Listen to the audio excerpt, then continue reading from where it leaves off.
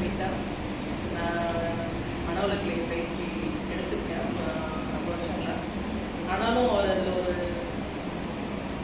கன்ஃபியூஷனாக அந்த மனநிலையை நிறுத்தி முடியல. அதாவது இயல்பான பேலன்ஸ்டான ஒரு மனநிலை இருந்தால் இருக்கவே முடியல. அப்படி ஒரு தேடலில் தான் இந்த கிளாஸை போயிருக்காங்க. 2 நாள் கிளாஸ் அட்டன் பண்ணல. என்ன புரிஞ்சுக்கன்னா, இதனால் எவ்வளோ மனது கூட தான் நான் ஒரு நாள் போராடிட்டு இருந்த மாதிரி இருந்தது. இன்றைக்கி அந்த மனதை வந்து தானாக அது பாட்டுக்கு செயல்பட விட்டுட்டு நம்ம எதுவுமே செய்யாமல் இருக்கிறது தான் ஞானத்துக்கான வழிங்கிறத நல்லா உணர முடியுது. இதை நான் இன்னைக்கு கற்றுக்கிட்டேன். இதை வந்து செயல்படுத்திட்டு நான் ஞானம் அடைஞ்சிட்டுனா இல்லையா அடுத்த கிளாஸில் கண்டிப்பாக சொல்லுவேன். சரியா? ஓகே, வாங்க. எனக்கு கற்றுட்டு இருக்கேன். இன்னும் இப்பயும் மனசுக்குள்ள ஏற்படுற எண்ணங்களை வந்து நான் அது பாட்டுக்கு ஒன்றும் ரெஸ்பான்ஸ் பண்ணாமல் தான் இருக்கேன். அதையே நிலையாக கொண்டு வந்துட முடியும்ல, அதை கொண்டு வரதுக்கு முயற்சி பண்ணிக்கிறேன்.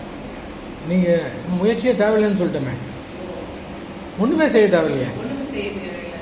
அப்போது இதை கேட்டாச்சு, இதுவே நிற்கிதான்னு கன்ஃபார்ம் பண்ணிக்கணும்ல. அதான் கடைசி கிளாஸு, அதை கன்ஃபார்ம் பண்ணுறது தான் கடைசி கிளாஸு. ஆனால் உங்களுக்கே தெரியாமல் நேற்று ஒன்று சொன்னீங்களே, ஒரு அப்படியே எனக்கு ஒரு இது பண்ணிட்டு ஒரு ரிலீஸ் ஆச்சுன்னு சொன்னீங்கல்ல. மண்டைக்குள்ள அவ்வளோ ஒரு ப்ரெஷர் இருந்தது. அந்த கிளாஸ் நான் வரணும்னு முடிவெடுத்ததுக்கு அப்புறம் பார்த்தீங்கன்னா எனக்கு டெய்லி வந்து இது வரைக்கும் இல்லாத பிரச்சனைகள்லாம் புதுசு புதுசாக உருவாகிட்டே இருந்தது. அப்போ நான் இவ்வளோ நாள் மனவளக்கலை கற்றுக்கிட்டு இருந்தோம். ஆனால் எல்லாத்தையும் சமாளிச்சு முடியும் நினச்சா, ஆனால் நம்ம ஒன்றுமே செய்யலை, எல்லாமே ஃபெயிலியர் அப்படின்னு அந்த ஃபெயிலியருங்கிற நினைப்போ எனக்கு அந்த நாள் வந்து நம்ம இவ்வளோ நாள் செஞ்சது எல்லாமே வேஸ்ட் அப்படின்ற ஒரு தோற்று போன ஒரு மனநிலைக்கு நான் வந்துட்டேன். ஆனால் அப்பயும் வந்து நீ இதுக்கெல்லாம் ஒரு சொல்யூஷனாக இந்த கிளாஸில் நீ வரப்போகிற கிளாஸில் கற்றுக்க போகிற அப்படிங்கிறது ஒரு உள்ளுணர்வாக தோன்றிகிட்டே இருக்கும். அதுக்கப்புறம் தான் நான் இங்கே வந்தேன். அப்போ இந்த கடைசி காலையில் கிளம்புற வரைக்குமே நிறைய ப்ரெஷர், போகலாமா வேணாமான்னு தான் ப்ரெஷர்லாம் இருந்தது.